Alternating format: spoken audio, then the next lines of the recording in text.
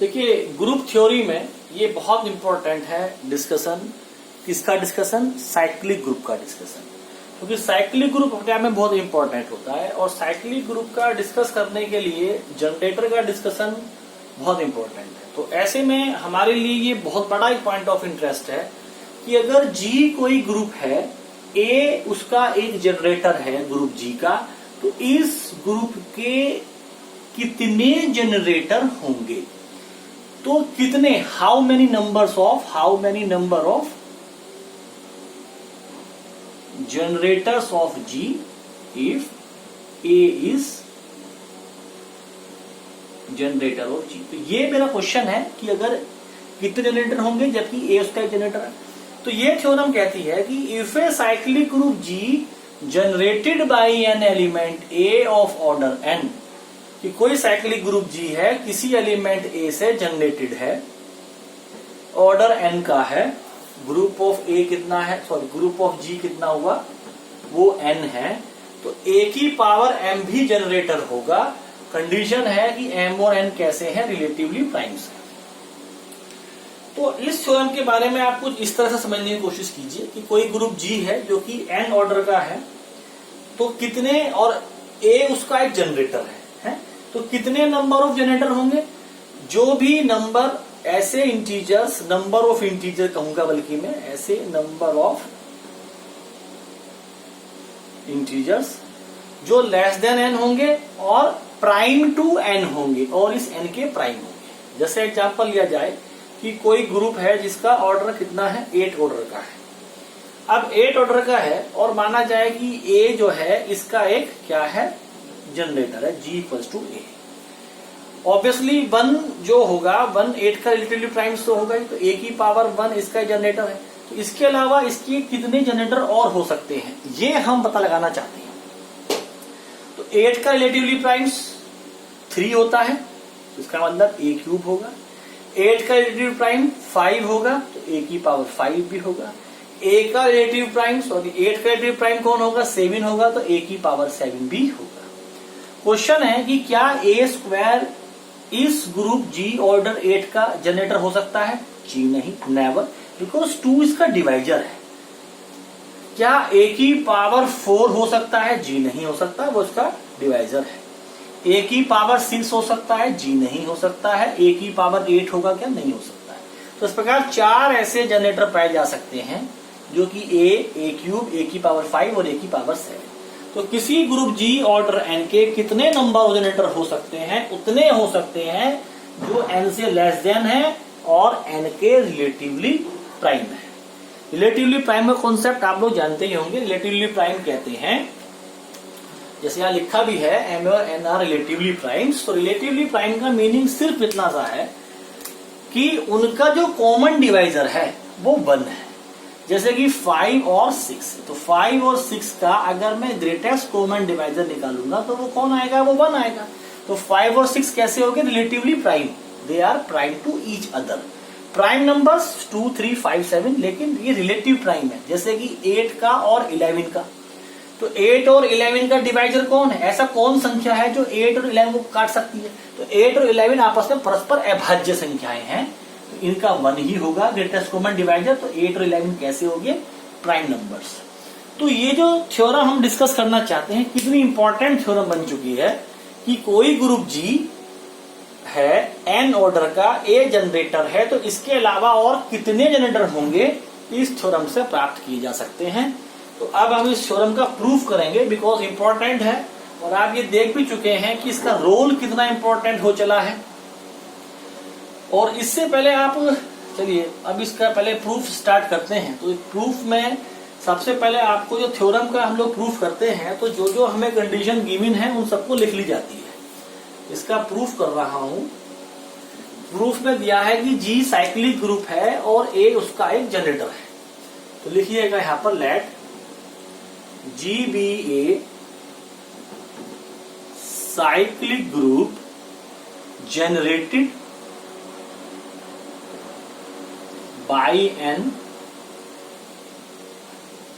element A इसका मतलब g equal to आप कैसे शो कर सकते हो, ऐसे कर सकते हो। ये एक तरीका होता है जनरेटर दिखाने का, g को एक साइक्लिक ग्रुप दिखाने का। और साथ ही दिया है कि इसका ऑर्डर n है, इसका मतलब ऑर्डर ऑफ g कितना दिया है वो आपको n दिया है। कोई ग्रुप g साइक्लिक है या नहीं है हम कैसे पता लगाते हैं कि अगर ग्रुप का ऑर्डर n है तो उसका मतलब उसके अंदर में कितने एलिमेंट्स हैं, n एलिमेंट्स हैं। तो जितने भी एलिमेंट होंगे प्रत्येक एलिमेंट का आप ऑर्डर फाइंड कर लीजिए। प्रत्येक एलिमेंट का आप ऑर्डर फाइंड करते हैं, अगर आपको एक भी ऐसा एलिमेंट मिल गया जो कि ग्रुप के ऑर्डर के इक्वल का है तो वो ग्रुप साइक्लिक हो जाता है। ऐसा हम लोगों ने थ्योरम भी प्रूफ किया हुआ है। तो अब क्योंकि ये जी साइक्लिक ग्रुप है, ए इसका जनरेटर है, एन ग्रुप का ऑर्डर है, तो इसका मतलब निश्चित तौर पे इस एलिमेंट ए का ऑर्डर भी कितना होगा, एन होगा। और जो डेफिनेशन पढ़ाई जाती है ऑर्डर ऑफ एन एलिमेंट की, उसके अकॉर्डिंग ए की पावर एन की वैल्यू कितनी होगी, ई के बराबर होगी, जहां पर ई क्या है, E is the identity of the group. अब चलिए इस थ्योरम पे चलते हैं, उसके साथ ही लिख लेते हैं कि let H equals to A की power M be a cyclic subgroup of G. तो जो जी ग्रुप था आपका वो ऑलरेडी साइक्लिक ग्रुप है, उसका हमने एक साइक्लिक सब ग्रुप ले लिया है जो कि ए की पावर एम टाइप का है। सब ग्रुप की डेफिनेशन आप लोग अच्छे से जानते हैं कि कोई ग्रुप जी है उसका एक सबसेट होगा, उसे सब ग्रुप कहते हैं यदि उस एच के अंदर में और जी के अंदर में सेम कंपोजिशन के लिए सारी की सारी प्रॉपर्टीज होल्ड कर जाती हैं। तो जो सब ग्रुप होता है उसके एलिमेंट्स कहां से आते हैं, जी के अंदर से ही आते हैं। तो जितने भी एलिमेंट एच के होंगे ए की पावर एम, क्योंकि एच का जनरेटर है तो ए की पावर एम की डिफरेंट इंटीग्रल पावर की फॉर्म में ही होंगे। तो यहां पर आप ये बात लिख सकते हैं, इस बात को, since each integral power of ए की power M will also be the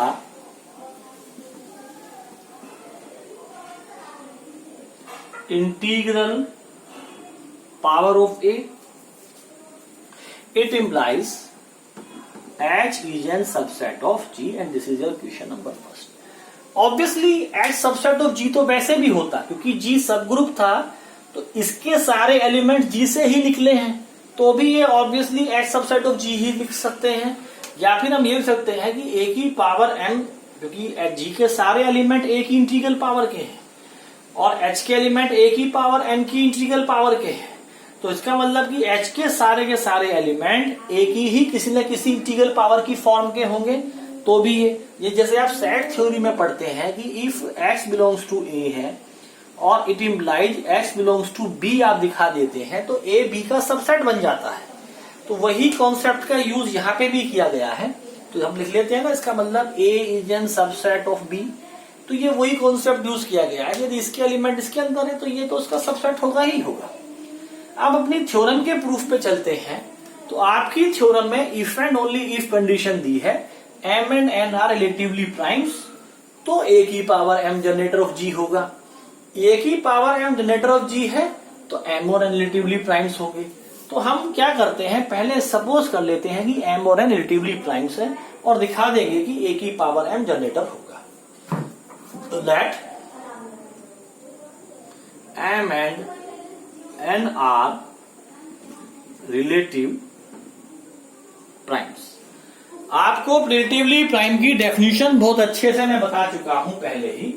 तो रिलेटिवली प्राइम की जो डेफिनेशन है वो डेफिनेशन क्या है, डेफिनेशन है कि ऐसे दो इंटीजर रिलेटिवली प्राइम कहलाते हैं यदि उनका ग्रेटेस्ट कॉमन डिवाइजर कितना होता है, 1 होता है ना। इनके m का जीसीडी अगर हम निकालें m की और n की तो वो कितनी होगी, 1 होगी। यहीं पर एक प्रॉपर्टीज हम लोग पढ़ते हैं कि यदि m और n यदि रिलेटिवली प्राइम है तो दो इंटीजर x और y ऐसे जरूर और जरूर एग्जिस्ट करेंगे। There must exist two integers x and y such that there must exist integers x and y such that mx plus ny equals to 1। Actually में अगर जीसीडी m और n का d होता तो mx प्लस ny की value d होती। अब GCD इनका 1 है तो mx प्लस ny की वैल्यू क्या होगी, 1 होगी। ये प्रॉपर्टीज होती है ग्रेटेस्ट कॉमन डिवाइजर की, उस प्रॉपर्टी का हम लोगों ने यहाँ पे यूज कर ले रहे हैं। अभी mx plus ny equal to 1 दिया है तो इसका मतलब मैं यहाँ पर अगर a की पावर mx प्लस ny की वैल्यू निकालूंगा तो इसका मान कितना होगा, a की पावर 1 होगा, बिकॉज इसकी वैल्यू कितनी है, इसकी वैल्यू 1 है। अब इन पावर को आप अलग अलग कर लीजिए तो a की पावर mx इंटू a की पावर ny होगा, a की पावर mx इंटू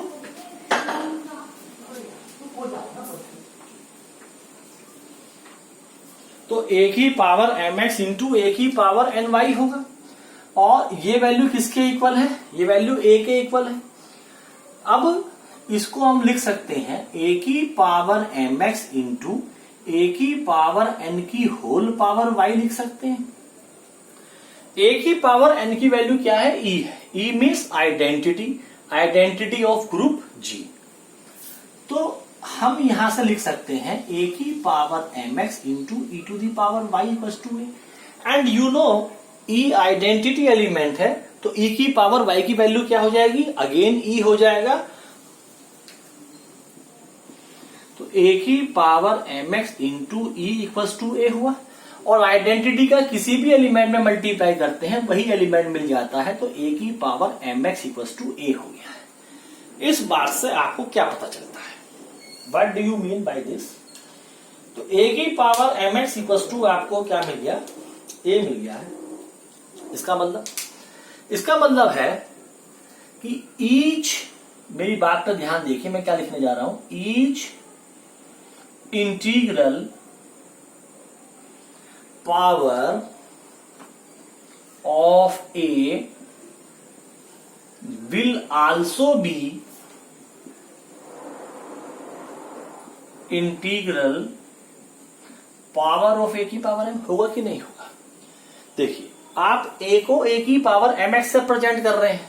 अब अगर हम a स्क्वायर निकालेंगे तो वो a की पावर mx का होल स्क्वायर हो जाएगा, या फिर मैं इसको लिख सकता हूं a की पावर m की होल पावर 2x।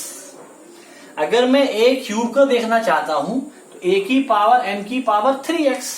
मैं a की पावर 4 को देखना चाहता हूं a की पावर m की पावर 4x। तो इसका मतलब a की जितनी भी इंटीग्रल पावर है वो सबकी सब a की पावर m की भी इंटीग्रल पावर है। a किसके एलिमेंट थे, g के। a की पावर m किसके एलिमेंट है, h के। तो g के सारे एलिमेंट h के अंदर मिल रहे हैं। जब g के एलिमेंट h के अंदर मिल रहे हैं तो it implies g is an subset of h and this is equation number 2। तो इक्वेशन नंबर फर्स्ट आपको कहती है कि h सबसेट ऑफ g है, 2 कहती है g सबसेट ऑफ h है। तो इन दोनों का क्या अर्थ हुआ कि ये इसका सबसेट है, ये इसका सबसेट है, तो it implies g equals to h। तो g इक्वल्स टू h हो गया। और h क्या था, h a की पावर m का एक साइक्लिक सब ग्रुप था, यानी कि h एक ऐसा सेट था जो a की पावर m से जनरेटेड था। तो g का भी जनरेटर कौन हो जाएगा, जो h का जनरेटर है, इसका मतलब a की पावर m है। तो इस प्रकार से हमने अपनी इस थ्योरम का एक पार्ट प्रूफ कर दिया है। अब मैं इसी थ्योरम का क्या कंडीशन प्रूफ करने जा रहा हूं, इफ एंड ओनली कंडीशन थी, तो रिवर्स में अब हम इस थ्योरम को प्रूफ करेंगे। चलिए अब इस थ्योरम को रिवर्स में प्रूफ करते हैं।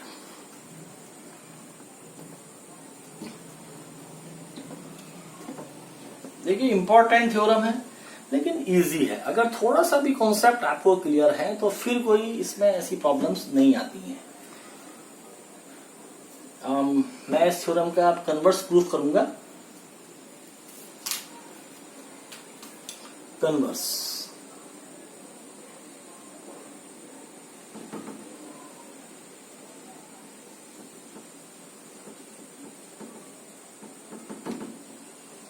तो कन्वर्स कहता है, अब हम इस बात को मान लेंगे कि ये बात ट्रू है, यानी कि लैट a की power m is a generator off g। तो माना जाए कि a की पावर m इसका जनरेटर है और हमें दिखाना है कि m और n रिलेटिवली प्राइम्स हैं। रिलेटिवली प्राइम का मतलब हो गया कि मैं ये दिखाना चाहता हूं कि जीसीडी ऑफ m और n का कितना होगा, वो 1 होगा। इनका ग्रेटेस्ट कॉमन डिवाइजर कितना होगा, 1 होगा। तो हम मान लेते हैं कि इनका जो जीसीडी है वो 1 नहीं है। तो let GCD of m and n equals to d and d is not equals to 1, क्योंकि अगर d इक्वल टू 1 हो गया तो रिलेटिवली प्राइम हो गए। थ्योरम तो ऑब्वियसली प्रूफ है। तो मान लेते हैं कि जो ये d की वैल्यू है, d की वैल्यू 1 के इक्वल में नहीं है, और मान लेते हैं कि d की जो है ग्रेटर देन 1 है। अब d ग्रेटर देन 1 है। देखिए डेफिनेशन क्या है ग्रेटेस्ट कॉमन डिवाइजर की, d, क्योंकि आपने ये मान लिया है कि d इनका जीसीडी है, तो इसका मतलब जो d है वो d should divide n, d divides n, d n को भी डिवाइड करेगा, n को भी डिवाइड करेगा। जैसे कि मैं निकालना चाहता हूं कि भाई 12 का और 8 का जीसीडी कौन है, तो इनका ग्रेटेस्ट कॉमन डिवाइजर कौन होगा, वो 4 होगा। तो 4 इस 12 को भी डिवाइड कर देगा, 4 इस 8 को भी डिवाइड करेगा 3 टाइम्स, यहाँ पर 2 टाइम्स करेगा। तो जब ये डिवाइड करेगा तो डिवीजन करने के बाद जो वैल्यू निकल करके आएगी वो क्या निकल करके आएगी, वो भी एक इंटीजर वैल्यू होगी। हम लिख सकते हैं 12 इक्वल्स टू 4 इंटू 3 या 8 इक्वल्स टू 4 इंटू 2। 4 इज दोनों में कॉमन, तो जो रिमाइंडर बच रहा है, तो सॉरी रिमाइंडर जो लास्ट वैल्यू बच रही है 3 इंटू दीज आर इंटीजर्स। तो इसका मतलब हो गया कि d बाई एम हो या d बाई सॉरी, इसका मतलब हो गया कि m by D and n by D है ना, डी से डिवाइड किया, आर इंटीजर्स, दोनों इंटीजर वैल्यू होंगी, और ये ग्रेटेस्ट है तो m से छोटी होगी और ये वैल्यू श्योरली n से छोटी होगी ना। a की पावर m की whole power n by d को मैं निकालना चाहता हूं, तो मैथमेटिकली मैं इस n को अंदर ले सकता हूं और ये बाहर मेरे को क्या मिल जाएगा, आपको यहां पर n हम अंदर ले आए, a की power m by D. a की पावर n कितना है, a की पावर n आइडेंटिटी के इक्वल है, e की power m by D. m by D is an integer, therefore this value is e। तो इट मीन्स आपको यहां से क्या मिला है, तो यहां से आपको मिल गया है कि a की पावर m की whole power n by D equals to आपको आ गया है e आ गया है। और यही डेफिनेशन होती है ऑर्डर की, यही डेफिनेशन किसकी होती है, ऑर्डर की। देखो जैसे a का ऑर्डर n था तो a की power n equal to e था कि नहीं था, तो इसका मतलब a की पावर m जो एलिमेंट है जो कि आप जनरेटर ऑफ g ले रहे हो, इसका ऑर्डर कितना हो गया है, n बाई डी हो गया है। It implies order of a की power m is n by D, and surely n by D की जो वैल्यू होगी वो लेस देन n होगी, and this value is less than n। तो ऑर्डर ऑफ a की power n is n by D and less than n। तो n से less than भी होगा, क्या ये संभव है, आपको दिया गया था। अब ये जनरेटर है a की पावर m और ऑर्डर आ गया लेस देन n। जब लेस देन n आ गया और ये जनरेटर है g का, तो g का ऑर्डर भी तो लेस देन n हो गया। It implies order of g is less than n, but it's contradiction, क्योंकि आपको थ्योरम के स्टेटमेंट में दिया गया था कि जो g है, g का ऑर्डर कितना है, n है, तो इट इज कंट्राडिक्शन। तो क्या चीज कंट्राडिक्ट कर गई है, कंट्राडिक्ट यही हो गई है जो आपने ले लिया था कि GCD of m by n जो d था और d नॉट इक्वल टू 1 था, ये बात गलत है। तो d की वैल्यू क्या होगी, श्योरली d की वैल्यू 1 होगी। It implies GCD of mn equals to 1, it implies they are relatively primes. Hence m and n are relative primes. आपकी थ्योरम प्रूफ